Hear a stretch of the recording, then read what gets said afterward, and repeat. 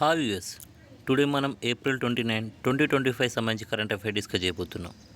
దీంట్లో మొదటిగా తెలంగాణ సంబంధించి తెలంగాణ రాష్ట్ర సమాచార కమిషనర్గా నియమితులైన డాక్టర్ జి చంద్రశేఖర్ రెడ్డి గారు. అయితే సభ్యులుగా అయోధ్య రెడ్డి, పివి శ్రీనివాస్ గారు, వైష్ణవి, రాములు గారు, పర్వీన్ మోహసిన్ గారు, కప్పర హరిప్రసాద్ గారు వీళ్ళు మెంబర్స్గా నియమితులయ్యారు. సో ఎవ్రీ స్టేట్కి రాష్ట్ర సమాచార కమిషనర్ ఉంటారన్నమాట. సో దానిలో భాగంగా ఈ నియామకాలు చేపట్టారు. నెక్స్ట్ చూస్తే మనకి మర్రి చెన్నారెడ్డి మానవ వనరుల అభివృద్ధి సంస్థ, మర్రి చెన్నారెడ్డి హెచ్ఆర్డి అంటే హ్యూమన్ రిసోర్స్ డెవలప్మెంట్ వైస్ చైర్పర్సన్గా అండ్ డైరెక్టర్ జనరల్ ఎఫ్ఏసి అంటే ఫుల్ అడిషనల్ ఛార్జ్గా నియమితులైన ఏ శాంతికుమారి గారు.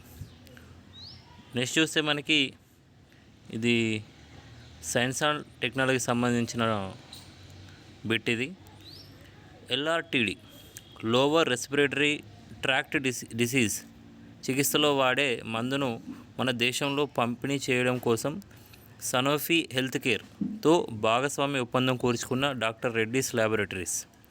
ఈ ఇంజెక్షన్ పేరు బెఫార్చుస్. అయితే మనకి లోవర్ రెస్పిరేటరీ ట్రాక్ట్ డిసీజ్ ఎల్ఆర్టీడి అంటే మనకు అప్పుడే పుట్టిన పిల్లల నుంచి వెళ్ళి 24 నెలలలోపు పిల్లల వరకు ఈ శ్వాస సంబంధించిన ఇబ్బందులు వస్తాయన్నమాట. సో దానికి సంబంధించిన ఇంజెక్షనే వీళ్ళు డెవలప్ చేసారు. సో అది ఇండియాలోకి అందుబాటులోకి డాక్టర్ రెడ్డీస్ తీసుకురానున్నారు ల్యాబొరేటరీస్ వారు. ఈ ఇంజెక్షన్ పేరు బెఫార్చుస్. అయితే ఇది అప్పుడే పుట్టిన చిన్నారులతో పాటు 24 నెలల వయసులోపు పిల్లలకి దీన్ని సిఫారసు చేస్తారు.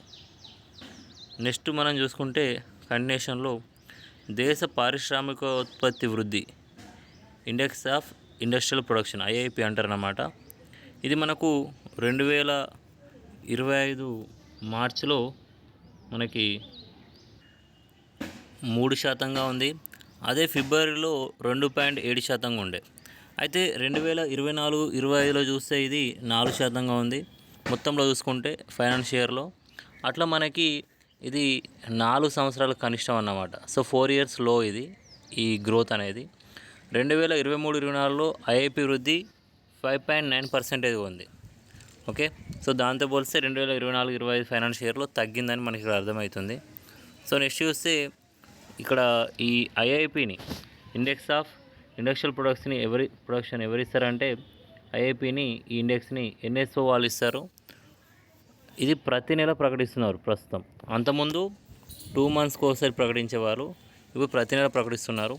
సో దీంట్లో మళ్ళీ మనం ఎకనామీలోకి వెళ్తే డీప్గా దీని గురించి చదువుకోవాలంటే ఐఐపిలో కోర్ సెక్టర్స్ వాటా 40% ఉంటుంది. అట్లనే మనకు ఐఐపిలో ఇంకా ఏ రంగం ఎంత వాటా ఉందని చూసుకోవాలి మనం. ఓకే, ఆ తర్వాత చూసుకుంటే మనకి వచ్చే ఏడాది భారత్లో డెంగీ వ్యాక్సిన్ని అందుబాటులోకి తీసుకురానున్న బయోలాజికల్ అయితే డెంగీ సంబంధించి వ్యాక్సిన్ని అందుబాటులోకి తీసుకురానున్నారు. దీనికి సంబంధించి జపాన్కి చెందిన తకేడా కంపెనీతోటి కలిసి బయోలాజికల్ వ్యాక్సిన్ వీళ్ళిద్దరు కలిసి మన ఇండియాలో అందుబాటులోకి తీసుకురానున్నారు. అయితే ఈ వ్యాక్సిన్ పేరు క్యూఎండా. ఈ డెంగ్యూ వ్యాక్సిన్ పేరు క్యూఎండా. ఓకే, సో బయోలాజికల్ ఈ సంస్థ వాళ్ళు తకెడా జపాన్కి చెందిన తకెడా కంపెనీతో కలిసి మన ఇండియాలోకి తీసుకురానున్నారు. సో అది ఇంపార్టెంట్. అది నెక్స్ట్ ఇయర్ తీసుకురానున్నారు. నెక్స్ట్ ఈ ఏడాది గణతంత్ర దినోత్సవం సందర్భంగా ప్రకటించిన పద్మ పురస్కారాలు 139. ఈ 139 అయితే దీంట్లో 7 పద్మవిభూషణ్ ఉన్నాయి, 19 పద్మభూషణ్ ఉన్నాయి, 13 పద్మశ్రీ ఉన్నాయి. సో ఇట్లా అన్నమాట. అయితే మెయిన్గా ఎక్కువగా పద్మభూషణ్ గురించి ఒకసారి చూద్దాము. పద్మభూషణ్ ఇది వచ్చేసి దీంట్లో ఒక అవార్డు వచ్చేసి శ్రీ దువ్వూరు నాగేశ్వర రెడ్డి, వీరు తెలంగాణ చెందినవారు, మెడిసిన్లో వచ్చింది. Next justice Jagadish Singh Kedar, public affairs, వీరు ఛత్తీస్గఢ్ చెందినవారు.